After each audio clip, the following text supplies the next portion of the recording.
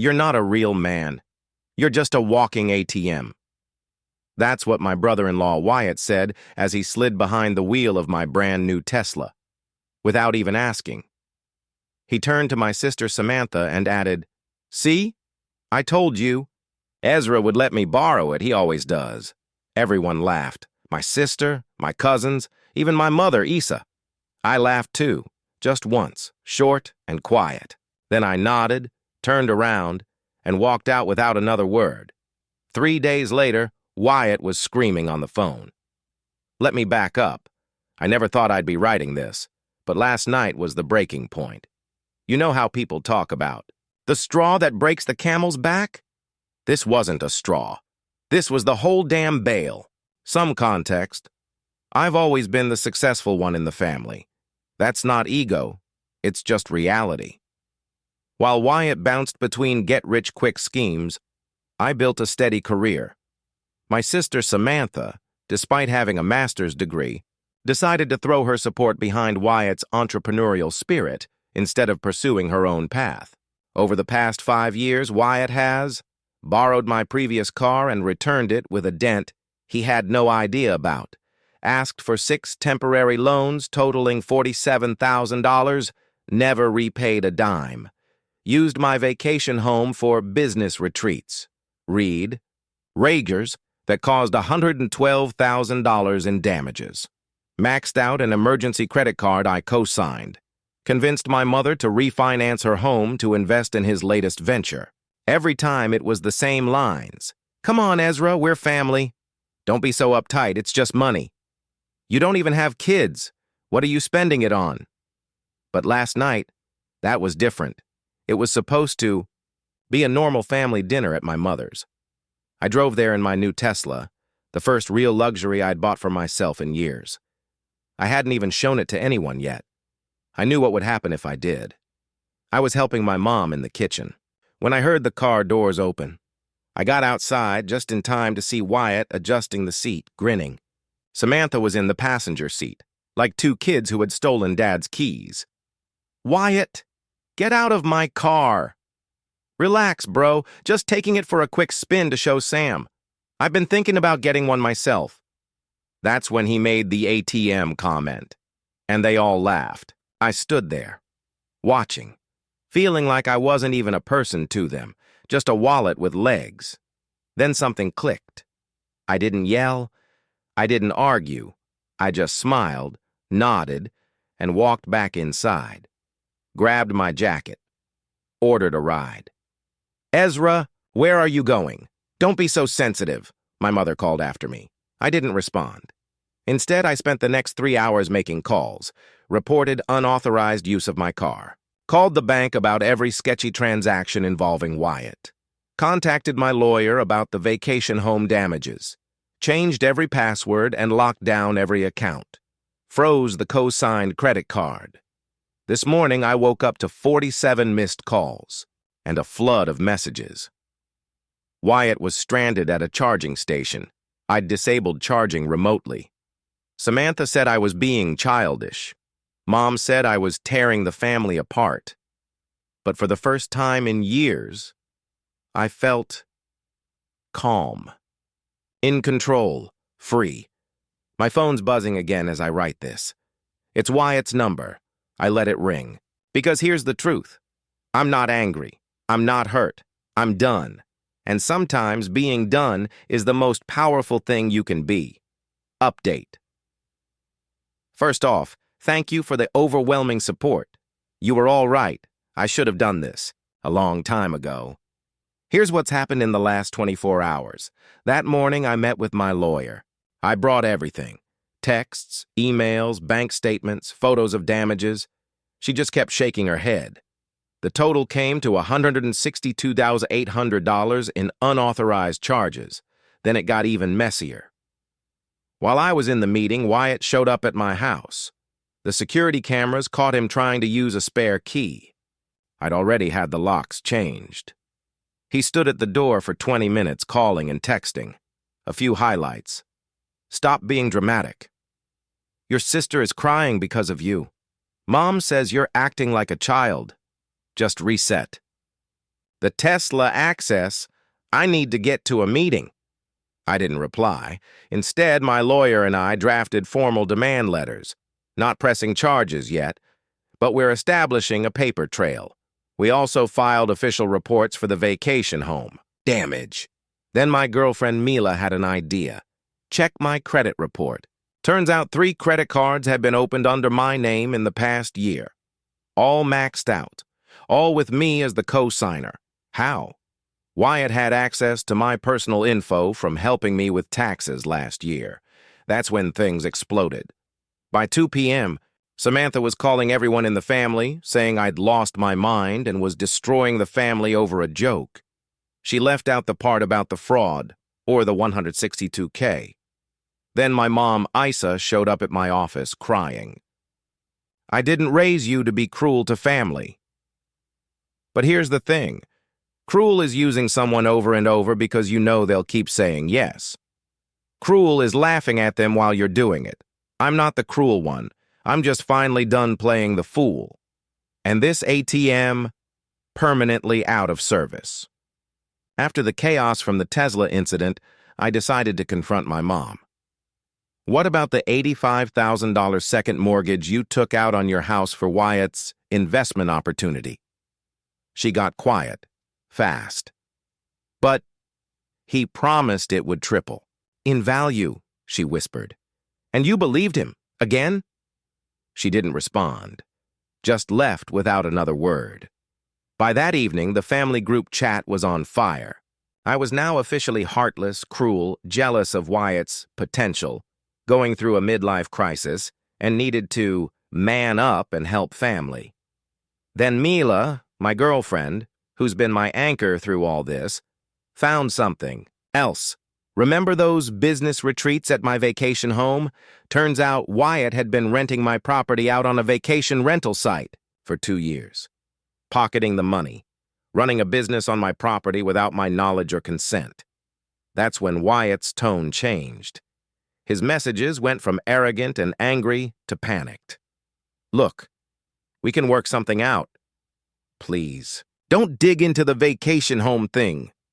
I can explain everything, just call me back. I didn't. Instead, I froze all joint accounts, canceled every subscription they had access to, changed every password, reported the fraudulent credit cards, had my lawyer draft a full record of all loans and property damages, filed a report for unauthorized rental of my property. Then I got a text from Samantha. How could you do this to us? We're about to close on our dream house. The bank needs to verify our income and assets. Please don't ruin this for us. And just like that, everything clicked. It wasn't about the car or the ATM joke. This was about my financials making their dream house possible. I wasn't playing along with their plan, and now it was falling apart. My lawyer reviewed everything and said what they were doing constitutes mortgage fraud. She's drafting a letter to their loan officer with proof of their debts to me, just to ensure accuracy in their application. An hour ago, Wyatt left a voicemail. He was barely coherent. You have no idea what you've done. No idea what's going to come out if you keep pushing. Is that a threat or a confession? Either way, I'm not pushing. I'm just letting go of the rope in this tug of war. They're the ones falling into the mud of their own making. Then, a new alert from my security company. Motion detected at my vacation property. The cameras showed Wyatt's car. Again, update. What was hidden comes to light. Turns out Wyatt's threat wasn't just hot air. The next 48 hours were revealing. The security cameras showed Wyatt removing boxes from my vacation home's garage at 11 p.m. I called the police, trespassing report filed. But by the time they got there, he was gone. What he left behind was far more valuable. Hidden in the back of a storage cabinet were documents, dozens, bank statements, loan applications, business proposals, all with my forged signature. But that wasn't even the worst part. There were documents belonging to 3 other families. Same pattern, borrowed money, forged documents, promises of guaranteed returns. Wyatt hadn't just been scamming me, he was running a full-scale con on relatives and acquaintances. I handed everything to my lawyer, who's already contacted the other families. The next morning, Samantha showed up at my office. Not to apologize. Of course not. She came to inform me that she'd posted a truth about my revenge campaign on social media. She called me a vindictive sociopath ruining her family out of jealousy. Her post went viral in our extended family circles. Cousins I hadn't heard from in years started calling. But here's the thing about family secrets. Once you start airing them, you can't control which ones come to light. My mother's sister called me next. Is it true? About the vacation rentals? Yes. Then you should know. He did the same thing with Uncle Rob's lake. House last summer. One phone call led to another. The dominoes started falling. 3 other relatives had loaned him money. He'd used my mother's house as collateral for a private loan. He'd been running unauthorized rentals on 2 other family properties. He even borrowed and sold family heirlooms, promising to replace them once his investments paid off. By mid-afternoon, my mother Isa called. Her voice was different, quiet, shaky. The bank called about the second mortgage. They say the paperwork might be incorrect. You mean forged? Silence. I didn't know, she whispered. He said it was just a formality, that he'd pay it off before. She started to cry. For the first time, I didn't feel the need to comfort her. Mila noticed something else. The timestamps on Wyatt's rental listings didn't match his business trip dates. A quick check revealed he was double-dipping, renting my property, out to guests while claiming to be using it for work, pocketing 2 streams of income. Around 7 p.m., Samantha called again. She was hysterical. What did you do? The bank pulled our mortgage approval. They're talking about a fraud investigation. This was our dream house, Ezra. How could you? I didn't do anything, Sam. Your husband's actions did this. He was trying to build something for us, for our future, by stealing from the family. He said he'd fix everything once. Once what? Once his imaginary investments paid off? Once he scammed enough people? She hung up. Then came the intervention. They showed up at my house, Mom, Samantha, 2 uncles, 1 aunt. They wanted to talk this through, keep it within the family. I let them in, sat them down. Then I pressed play. Security footage of Wyatt at the garage. Scans of the forged documents. Vacation rental listings. Proof of other families he scammed. Bank statements. Loan records. Everything. One by one, they got quiet. Faces pale. Mouths shut. Finally, my mother stood up. I need to call my bank, she said. Then she left, without another word. The others followed, leaving only Samantha. She sat there staring at the documents. There has to be an explanation, she said. He couldn't. Then her phone rang. Wyatt's face lit up the screen. She answered on speaker, forgetting, or maybe just not caring. I could hear him through the phone. Babe, don't go home. Please, don't go. They're there, the other families, with the police. Wyatt's voice was urgent, frantic. Samantha looked at me, really looked at me, for the first time in years. Then she got up and walked, out without a word. A moment later, my phone rang. Unknown number. I let it ring. A text came in from Wyatt. I can explain everything. Just give me one chance. Please. They're going to take everything. I still didn't answer. The truth. Stranger than fiction. That unknown number? It wasn't Wyatt. It was the son of another victim.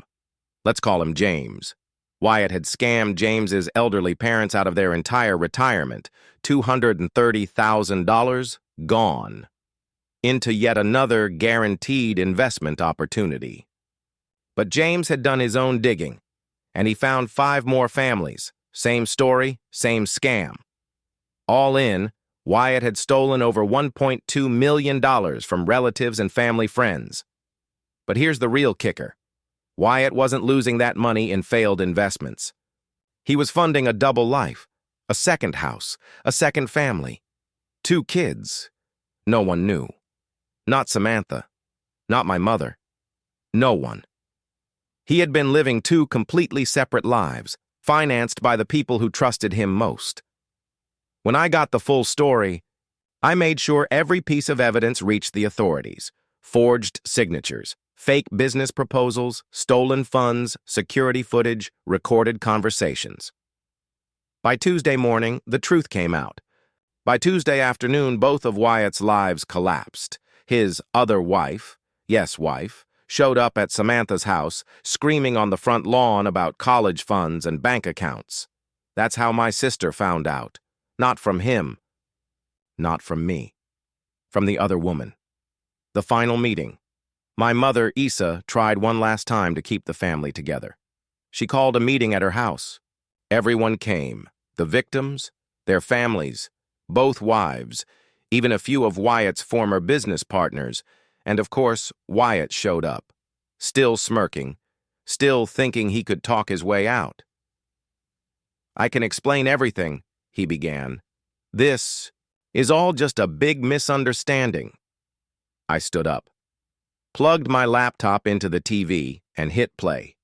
Footage from my vacation home security cameras. Wyatt giving tours to fake investors, claiming it was his property, pocketing cash payments telling. One victim, it was all a long game. The smirk disappeared. By Friday, 7 families had filed charges. The bank launched a mortgage fraud investigation. His real estate license was suspended. Both houses were being seized. Both wives filed for divorce. Then Samantha finally broke her silence. She texted, "I didn't know. I swear I didn't. But I should have. I'm sorry." Too little. Too late. My mother lost her home, the house I grew up in. The bank foreclosed because of the second mortgage Wyatt forged. She's moving in with my aunt next week. While helping her pack, she said, "I should have listened to you. I was so busy defending him, I couldn't see who he really was." I didn't respond. Some realizations come too late to matter. The final nail. Remember those boxes Wyatt removed from my garage? They contained the blueprints for his next scam. More forged documents, more fake signatures, a whole new round of victims. I turned every file over to investigators. Yesterday, Wyatt was arrested. Not for the family fraud. That case is still growing. No, he was caught trying to flee the country with $50,000 in cash and a one-way ticket to a non-extradition country. The walking ATM finally shut down for good. As for me, Mila and I are getting married next spring. We're holding the ceremony at my vacation home, the same one Wyatt used to scam half the family. Samantha won't be invited, neither will my mother. Some bridges, once burned, should stay ashes. Wyatt is facing up to 15 years. Both wives are testifying. Every family he scammed is filing civil suits. His assets are frozen. His reputation is gone. His lies are exposed. And me? I'm done being anyone's ATM. The bank is permanently closed.